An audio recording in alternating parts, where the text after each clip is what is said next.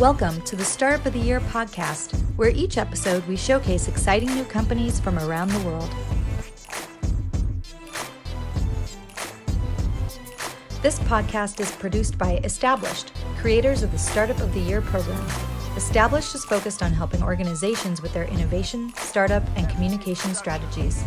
Welcome back to the Startup of the Year podcast. I'm Frank Gruber, the co-founder and co-CEO of Established, co-founder of Established Ventures, and the team behind the Startup of the Year community and this very podcast. Thank you so much for being here. We appreciate you, and we are almost to 100 episodes. Can you believe it? Number 97 today, and a very special guest. On this episode, I'm going to talk to Steve Case, whose CV is pretty lengthy and very notable. He's currently the chairman and CEO of Revolution and the chairman of the Case Foundation, but he's also the co-founder of AOL, America Online. So if you've been online at some point, he probably paved the way for you, bringing consumers online for the first time back in the 90s. And here we are today using the internet as a necessity. So we can thank Steve Case for that and his amazing work in the early days.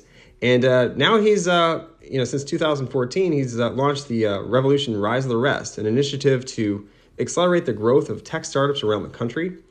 And he also wrote a book called The Third Wave, an entrepreneur's vision of the future, which came out in 2017. And he most recently wrote a new book. It's called The Rise of the Rest, How Entrepreneurs in Surprising Places Are Building the New American Dream. The book is available on September 27th, 2022, on pretty much everywhere you can find it, Amazon, Barnes & Noble, pretty much anywhere. So go check it out. We'll drop the link in the show notes. And in the book, he dives into startup communities and what's transforming these cities across the country, as you don't have to be in New York, San Francisco, or Boston area anymore to start and run a successful startup. So he's also sharing what he's learned along the way as he's toured the country on his Rise of the Rest road trips. And I actually joined Steve Case and Revolution on these Rise of the Rest bus tours. I was on 5 tours, and it was a lot of fun. Went to a number of different cities, 25-something cities, and have seen it firsthand. As you're on the ground, you meet all the people and all the government officials and all the startups and entrepreneurs and the investors. And the book covers and shares a lot of these different stories, and it was great to kind of live it, but then obviously hear it again in the book. So very interesting, and there's some that I didn't know about. So great to have those brought to light as well. And I'm very much looking forward to talking to Steve. I've known him for quite some time, and we've worked together for over a decade here. And looking forward to talking to him here shortly. But before I do, I wanted to share a special event that we just launched. It's coming up on October 4th at 3:30 p.m. Eastern. It's part of our new series for startups called Grow Your Startup Series, and it's called What's in a Pitch Deck. And I'll be talking actually at that webinar.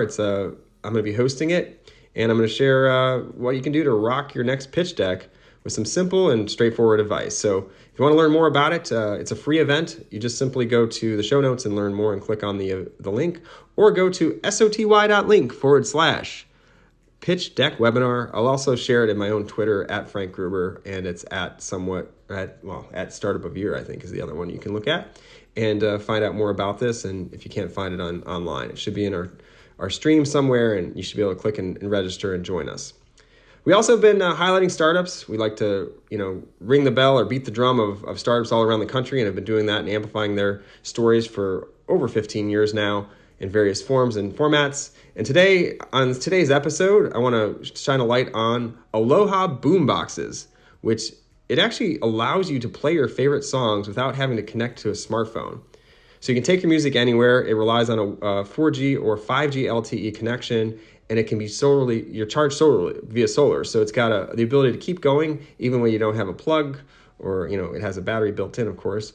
You can learn more at alohaboomboxes.com. That's alohaboomboxes.com. I see it's fitting that the company here today on Steve Case's episode has the word aloha in it because he's actually from Hawaii. So aloha to everyone out there listening. All right, now let's catch up with Steve Case about his new book, Rise of the Rest. Hi, Steve. Thanks so much for joining me today. Congratulations on the new book. Thank you. Great to be back with you. Yeah, it's been a little bit of a while here. We had a little pandemic in between there, and haven't been able to get together. But I hope to see you in person here soon. I was super excited to have you today because your new book that's come out here, The Rise of the Rest: How Entrepreneurs in Surprising Places Are Building the New American Dream, is out, and on the 27th of September here. And I was especially excited because I had the fortune of being on some of those trips. I think I went on 5 tours as a partner with both TechCo and then Established. So it actually brought back a lot of memories. I guess just being there and some of the people we met, and it was really, really interesting for me just to go down memory lane. But also there were a lot of great stories in there that I wasn't a part of and didn't know the backstories. And I thought that, obviously it's very interesting from my perspective seeing those other tours. So congrats on the book. I loved it. And wanted to jump in, though, and talk a little bit more about Rise of the Rest and how it all got started here, so everyone kind of has the same level set of what we're talking about. So how many tours and cities have you visited now with the Rise of the Rest bus tours? Well, we've done 8 tours in 43 cities. And in addition to that, we've now invested with our Rise of the Rest seed fund in a total of about 100 cities. So we've been around the country, and as you mentioned, you've been on a lot of those and saw this firsthand. The reason I decided to write the book is because as you saw, it was amazing what's happening with different cities kind of being renewed because of what's happening in the startup communities. It's amazing what some of these entrepreneurs are doing, disrupting some big industries and doing it in places that most people just don't pay attention to it. So I just felt, after spending so much time over the last decade traveling around, meeting people, seeing what's happening in cities, I just felt compelled to write the story, which is really their story, and I think the story of this next chapter of America. Yeah, absolutely. And you started with just the tours, and I remember it wasn't even a fund. You were just kind of going off and doing this, and I know that Revolution is now very much supportive and involved, but at first it was kind of just getting going. Almost like a startup in itself. Yeah. Within Revolution, which I loved. And it took about 3 or 4 tours, and then you got the Rise of the Rest seed fund that you launched. And can you share a little bit more about the fund and what you've raised and what that's been able to do now for those startups around the country? Sure. As you said, it started this kind of my side hustle. We do this kind of off on the side, and the investments we made through pitch competition winners, I was just funding personally for the first several tours. But just saw what was happening and saw the number of great entrepreneurs building fabulous companies, and decided to formalize it by creating a fund that could make even more investments in even more cities. And so far, we've got 200 investments in our Rise of the Rest funds. But I also thought it'd be interesting to not just tap into the normal institutional investor base, which is what most venture capital firms do, and that's what we've done with Revolution Growth and Revolution Ventures, or 2 other parts of Revolution, but instead go to individuals. And we end up getting 35, 40 people, some of the most prominent entrepreneurs and investors to join us on it. People like Jeff Bezos and Howard Schultz and Tory Burch and Sarah Blakely, obviously fabulous entrepreneurs, and venture capitalists like John Doerr and Jim Breyer, 2 of the iconic Silicon Valley investors, and private equity folks like David Rubenstein and Henry Kravos and Josh Harris and others, and hedge fund people as well, Ray Dalio as an example. So really, it was a great message, to the cities that we're backing and the entrepreneurs we're backing, that this isn't just about Steve Case or just about Revolution. This is some of the most successful people in the country really believing in what you're building, believing in these cities, believing that significant companies can be built in those cities that could end up being significant investments with great returns, but also have a significant impact in these communities in terms of creating jobs and more hope and opportunity in these cities that have sometimes felt kind of left behind. And so that was really a big boost when that group of people agreed to join us on this journey. And frankly, some probably were a little skeptical when we first started. Can you really generate top tier investment returns investing outside of places like Silicon Valley, New York City, Boston? But thankfully, so far the returns have been quite promising, and I think we are going to generate top tier returns for these Rise of the Rest seed funds, and really open a lot of people's eyes to the reality of what's happening out there, and the opportunity, whether it be for entrepreneurs to start companies or investors to back those companies, we're starting to see real momentum there. One thing that I was encouraged by, and I wrote about this in the book, we did a joint effort with PitchBook last year, and one of the findings was in the last decade, over 1,400 new regional venture firms have started up, which is super encouraging in terms of having kind of boots on the ground support in lots of communities around the country, particularly for that early seed, angel, kind of venture side of things. I think that bodes well for the future. And the other thing that bodes well for the future, and I hate to say this because the pandemic has obviously been terrible in many respects. Lots of people lost their lives. It's been super disruptive in terms of the economy and many education, a lot of other things. But if you're looking for something more positive, almost a silver lining in what's been a difficult, even tragic couple of year period, it's that it probably will be looked back as the tipping point that really led to the acceleration of these dynamics in these rise of rest cities. As you know, we've seen some dispersion of talent. People who had left the different parts of the country to go to the coast started returning to the coast. We've seen more capital flowing, including venture capitalists in places like Silicon Valley, meeting entrepreneurs in other places, in part because Zoom became the way to do an initial pitch. A bunch of things have been happening, kind of bubbled over the decade, but really accelerated over the past couple of years. So I think this book comes out at a perfect time as more people are thinking about how should they think about their work, should they think about life, where do they want to live, and how do they want to live, and how do they want to work, and maybe it's a little more remote, maybe it's a little more hybrid. That's in play, as well as this more and more investors now seeing that there really are opportunities to generate fabulous investment returns in these other places, which is leading to an acceleration of capital backing those entrepreneurs and supporting the growth of more of those rising startup communities.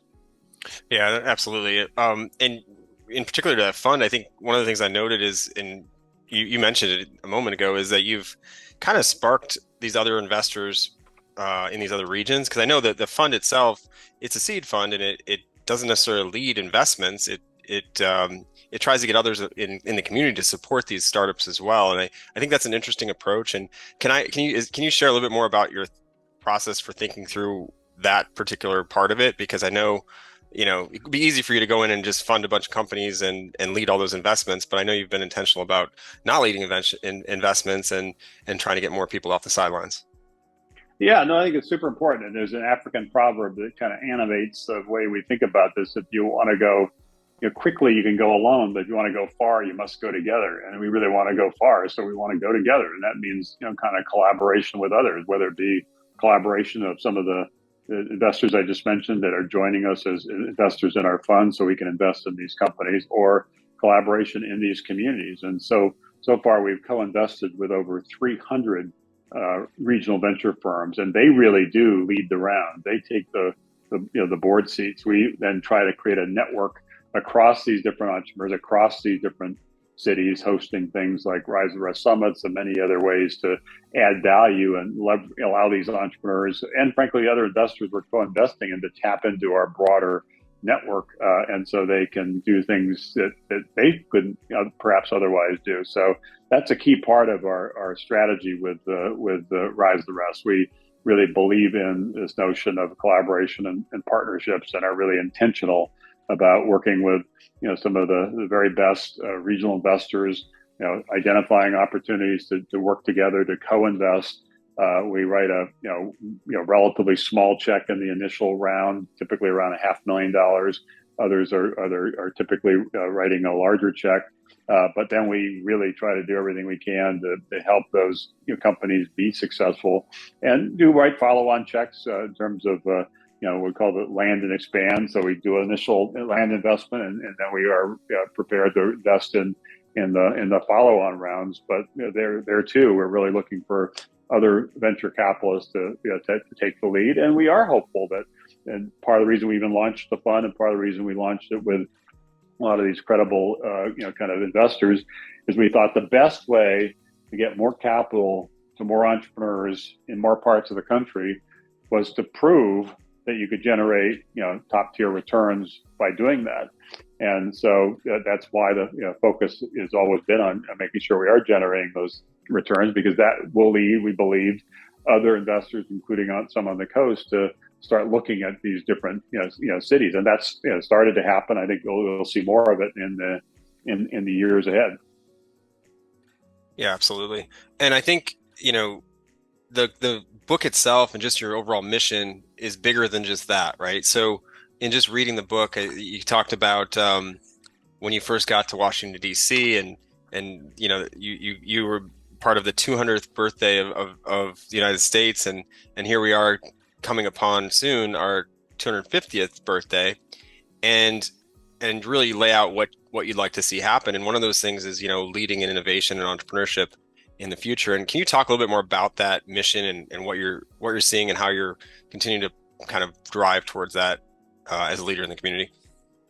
Yeah, it's sort of, I find sometimes we all get so busy doing what we're doing, you kind of lose a little perspective and context. And sometimes it is just helpful to take a step back. And as you mentioned, I start the book with, kind of my own experience visiting Washington, D.C. It was the 200th birthday. It was the summer where the Smithsonian Air and Space Museum was opened for the first time, and it really inspired me and a lot of other people to think like, wow, that was putting a man on the moon and returning them safely. That's amazing. And all the technologies that had to get invented that were just not possible when they set out on what they called this literally kind of this moonshot project. That was amazing, and we should celebrate that. I think it's inspired a lot of entrepreneurs over the last several decades to do some amazing things. But it's also worth going even further back and remembering that America itself was a startup. We take it for granted that America now has got the leading economy, that America is the leader of the free world. But that didn't happen by accident. It was the work of entrepreneurs who built companies, built industries. America kind of led the way with the agricultural revolution. Then we led the way with the industrial revolution. More recently, we've led the way with the digital revolution. And that's why we went from this fledgling startup nation nearly 250 years ago to being the powerhouse we are today. And we should celebrate that, but also recognize that other countries have kind of figured out that the secret sauce that has kind of animated the American story is innovation, is entrepreneurship. And they're trying to do what they can, investing in technology and better education and more capital and so forth to try to win in this next phase. And so we need to double down on our nation's entrepreneurs, and we need to double down on just trying to make sure we are innovating and creating not just companies but new industries. And I think the best shot of doing that is to be more inclusive, not just continue to invest in kind of same kind of people in the same kind of places, but kind of level a playing field and invest all across the country and backing entrepreneurs with all kinds of more diverse background. I think that maximizes the shots on goal we take as a nation, maximizes the likelihood that some of those end up really being the amazing companies of tomorrow. It also has this positive impact in terms of job creation in these communities where a lot of people have felt that the innovation is limited to a few places like Silicon Valley. That's where all the job growth is. That's where all the economic value is being created. Well, a lot of people in other parts of the country kind of feel left out and disrespected and left behind and resentful of the disruptions that we celebrate in Silicon Valley that in many cases actually end up hurting their family or hurting their community because they see job loss because of those disruptions. So that's always going to happen. You can't stop the progress of innovation or productivity. You shouldn't even try, but you can try. I think we must try to create more opportunity for more people and not just limit it to the coast, and start creating more of the great jobs of the future. And the best way to do that is to back entrepreneurs. And the critical way to do that is to get more capital in their hands, create cultures around kind of innovation in different communities that are more open to and supportive of entrepreneurs. Win this battle for talent instead of having people leave your community to kind of go to greener pastures on the coast. Have fewer people leave and more people returning. Kind of the boomerang. I think we get all that working. I think we'll not just have more successful companies and more successful kind of startup communities in more places, but a more successful country that is more able to withstand this intensifying global competition. So it's important. Again, that's part of the reason I wrote the book. It's not just about telling any one story or talking about any one city. There's a broader message here, which is, we need to lean into the future and do it in a much more inclusive way. Yeah, that's a great point. And I actually was going to ask you about that, the equality part, and making sure, like, both on the investment side, but also, in the founders, but also the venture funds out there. So you talked about a little bit about the way to get around that, or improve that. What do you think the biggest obstacle is in creating that equality, though, and just in general? People are not, there's not enough, maybe let's say Black founders that are Black founders that have been successful and are all now doing venture, or what are you seeing? Like, I just want to get your take on that. It's a mix of things, and any of these things are hard to kind of simplify too much. But I'd say one big factor is venture capitalists typically back people in their networks, or the people they meet through their network. So if they went to school at Stanford and then worked at Google and then worked at Facebook, likely they then move into being venture capitalists. Chances are most of the companies they back have something to do with that backstory, which has some logic because those people, but does result in dramatically lowering your aperture in terms of other people that weren't already part of your networks, and so figuring out ways to expand that aperture, expand your networks is important. Another is to make sure, and this is I think what you're suggesting in the question, that the people making the investment decisions are themselves representative of more diverse communities. And part of the reason we've done better than most investment firms in terms of diversity, the Rise the Rest portfolio, I think right now about 42% of the entrepreneurs we backed are either women or people of color, which is still not what it should be, but a lot better than the statistics of most firms. And some of that is the intentionality. You saw it on our various tours. We want to make sure there's a diverse mix of entrepreneurs on stage when they pitch, but some of it's also the fact that the Rise the Rest Fund is led by two co-managing partners, Anna Mason, who is a woman, and David Hall, who is Black. So guess what? They can leverage their networks and really advocate on behalf of entrepreneurs that sometimes don't get the same opportunity that other people in other places might get. So those are some of the factors. There's other factors as well, but I think we just have to recognize that it's not just a problem to solve, a problem around fairness, but also an opportunity to seize, because if you expand your network to include more people and more places, you are likelier to find some of the great investment opportunities of tomorrow that will generate the great returns that will allow you to continue to scale up as venture capitalists. So part of the argument in the book is that this is, as I said, the right thing to do, but it's also the smart thing to do, and that's why we're encouraged that some of the new venture firms have started, and encouraged that some of the coastal firms are paying more attention to what's happening in other parts of the country.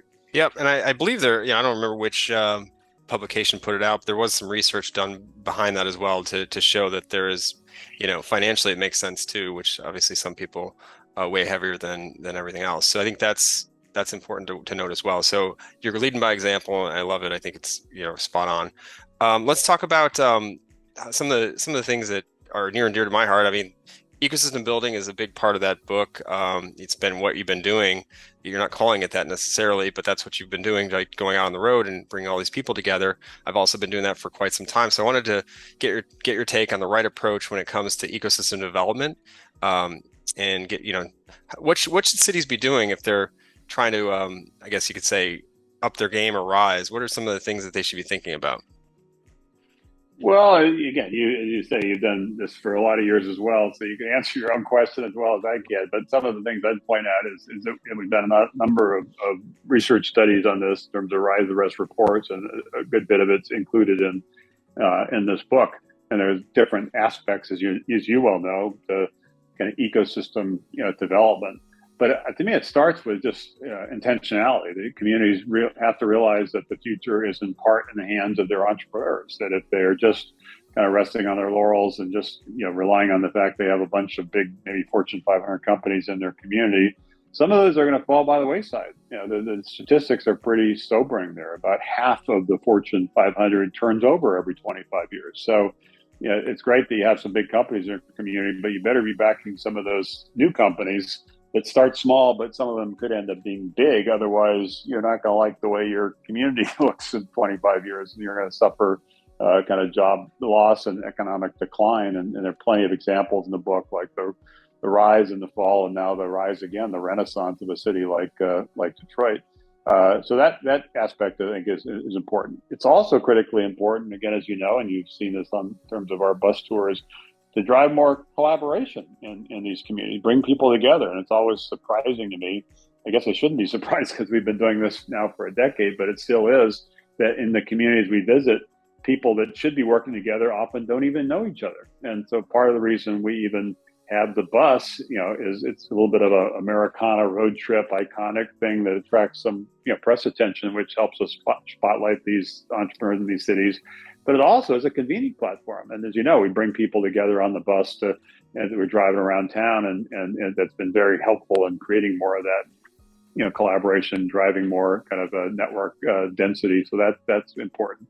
You also have to, attract more capital, whether that be capital off the sidelines of your local community, or figuring out ways to connect with people in other places. That's a key part, obviously, of what we're trying to do with the Rise the Rest Fund. And you also have to win this battle for talent. And so how do you, the people growing up in your town or graduating from your schools or universities in your town, how do you keep more of them in place, as opposed to having them, at least some of them, kind of jump ship to go to the coast? And then particularly with this pandemic, how do you build on some of this momentum and that's come out of that in terms of this rethinking of life and work, and create a boomerang effect in your community? And lastly, I'd say this cultural point is also important. That one of the great things about Silicon Valley is it's fearless. It's just sort of the art of the possible. And when you get a pitch there, people kind of focus on how big it can be. In many parts of the country, people focus on more why it might go wrong, kind of what the risk factors are. And it just, the nature of startups and entrepreneurship, obviously there's some risk associated with it, but you just have to understand that that's what you have to embrace if you want to, create the future. You want to be creating kind of jobs and driving economic growth in your community. So just getting people to think a little bit differently in different parts of the country is another area that we continue to focus on. And hopefully the book will help, give people that sense of, wow, I didn't realize that, that kind of company disrupting that kind of industry could be built in my city or a city nearby. Maybe there's more we can do here. And that leads other people to take a shot at that. I remember the first person who climbed Mount Everest, nobody thought it was possible. Once one person did it, suddenly a bunch of people did it. Nobody thought it was possible to run a mile in less than 4 minutes. One person did it, suddenly a bunch of people did it. We're trying to use that dynamic to help create more momentum around entrepreneurship in all these different rise of the rest cities, and give more of the entrepreneurs the idea that they should take their shot, and giving more investors some case studies and why it makes good sense as investments, give more people in those communities to have reasons why they should lean into this and support entrepreneurs. How do you kind of model it, showcase it, and with the goal of accelerating it? Yeah, absolutely. And one question I had that kind of was in there somewhere, you were talking about startups and what's different. What's true now with startups you're seeing versus when you started at AOL? And this is actually a question from our community. Jared Motz submitted this question. We did a little bit of a crowdsourcing for some of our community members. So I'd love to hear what is true now about startups. It wasn't the same when you started at AOL. What's different? Well, I'd say it's still challenging for any entrepreneur to get going, and it was certainly challenging for me and our team at America Online. Because, as you know, we started in Northern Virginia, Tyson's Corner, Virginia, and there was no venture capital there. And so we had to raise money from other places. And because there wasn't a startup community in the greater Washington, D.C. area, it was really hard to get people to join us, hard to get somebody working at a big company to join our little company. And I think some of those lessons, helped give me a little more empathy for the entrepreneurs in these rise of the rest cities. So the capital piece is different. Also, the willingness to back young entrepreneurs is different. When I graduated from college, I was 21 years old. I actually knew what I wanted to do. I knew I wanted to be part of, I thought was this coming internet phenomenon. This is back in 1980, so 4 decades ago.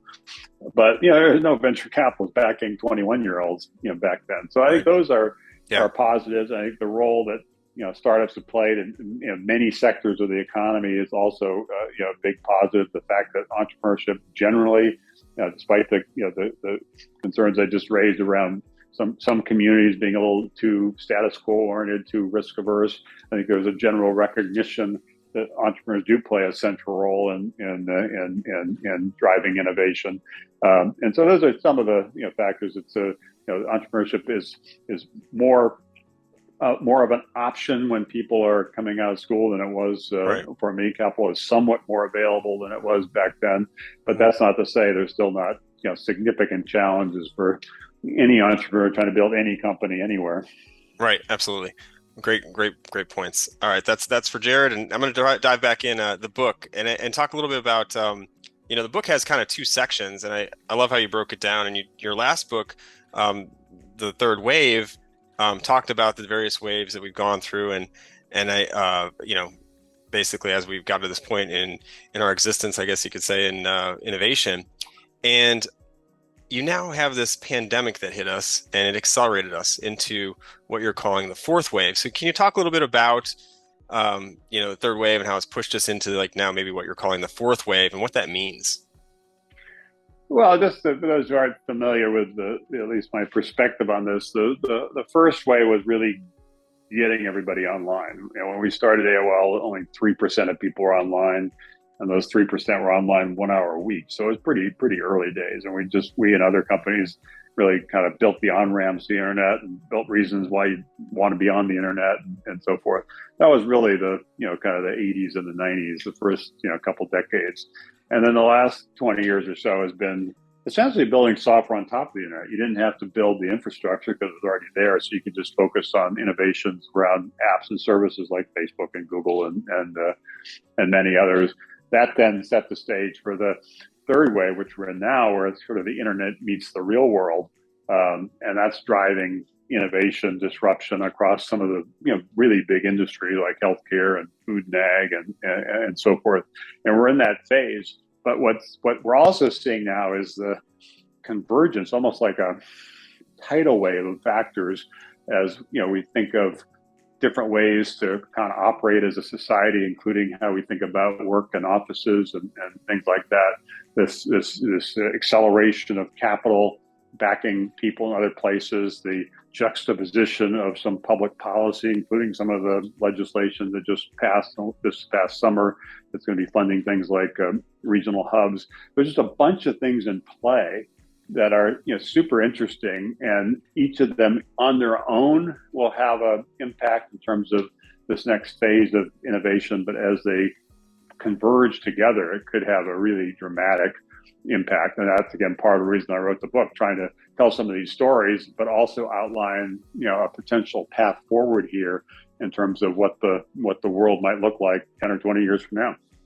Yeah, lots of great examples and ways to show where things are going. So I love the book, and I appreciate you sharing today. And I know you're on a tight timeline right now and got a lot of things to do here as this book is out here on the 27th of September. Where can they find the book, Steve? Everywhere. Go order it on Amazon, go to your local bookstore. It's published by Simon & Schuster, which has fairly broad distribution reach. But Frank, I really appreciate our friendship and the work we've done together now for more than a decade. Yep. And obviously everything you're doing is quite consistent with what we are talking about with this book. And I imagine most of the people listening to this right now we're kind of preaching to the converted. So my message, other than please go buy the book because we want to help spread this message, is now's the time to really double down. Now's the time to, whatever you're doing, really to lean into it with a little more emphasis, because I think this is a moment in terms of what's happening in these rise and rest cities. And if we all really push forward, it can turn into much more of a sustainable movement. So it's an exciting time, and for everybody listening who's played a role in your particular city, trying to build a startup community, or with a particular company you're launching, or work you're doing at a university, or perhaps you've been at a big company trying to help some of the small companies. Whatever you're doing, thank you for doing it. But please, help us kind of take this to the next level and help us level the playing field so everybody everywhere really does have a shot at the American dream, and every community really can rise, can create jobs, can drive economic growth that will strengthen those communities and strengthen our nation. So thank you for what you've done, but help us as we kind of continue this journey. Thanks so much, Steve. Really appreciate it. And congratulations again on the book. And that message sure should ring true with everyone listening. So thanks so much. If you enjoyed the conversation with Steve Case today, please do share it. As he mentioned, everyone can do their part in spreading the message as we all work to do everything we can to make this world a better place. And it takes everyone listening out there to make that happen. So share the message, see what we can do to help build these rising cities and maybe your city as well. So sharing is caring, and we appreciate your help there. All right, well, that's today's episode. Thank you so much for listening. And as always, if you have a startup idea and you want to get it going, today is the best day to start it up. Not tomorrow, not the next day. Get it going, get it started, iterate. And in doing so, I encourage you to join our community, the Startup of the Year community, for access to support, expert advice, and resources, everything you need to elevate your startup by simply going to startupoftheyear.com, startupoftheyear.com, or over to our direct link to apply and be a part of the community, soty.link/apply. Until next time, I'm Frank Gruber. Hope you're having a great day. Don't forget to hug your loved ones out there. And good luck starting up. You can do it. Just get it going. Have a great day. Thanks for listening to the Startup of the Year podcast. Be sure to subscribe, and we'll be back with another episode soon.